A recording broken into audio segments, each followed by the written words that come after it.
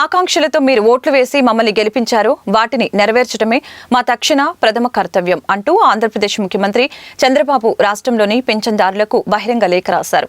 ఎన్నికల సమయంలో పింఛన్ అందుకోవటానికి మీరు పడ్డ అగచాట్లను ప్రత్యక్షంగా చూశానని, అందుకే పెంచిన పింఛన్ను ఏప్రిల్ నెల నుంచే ఇస్తామని హామీ ఇచ్చినట్లు చెప్పారు. తాజాగా జూలై 1న రాష్ట్రంలోని 28 వర్గాలకు చెందిన 65,18,496 మంది పింఛన్ లబ్ధిదారులకి ఇంటి వద్దనే అందిస్తామని చంద్రబాబు తెలిపారు. మేనిఫెస్టోలో చెప్పినట్లు పింఛన్ను ఒకేసారి 1,000 రూపాయలు పెంచి 4,000 ఇస్తున్నాం. దివ్యాంగులకు 3,000 పెంచి ఇక నుంచి 6,000 ఇస్తున్నందుకు సంతోషంగా ఉందని చెప్పారు. 3 నెలలకు పెంచిన 3,000 రూపాయల పెన్షన్, జులై నెల పెన్షన్ 4,000 కలిపి మొత్తం 7,000 రూపాయలని మీ ఇంటికి తెచ్చిప్పిస్తామని తెలిపారు.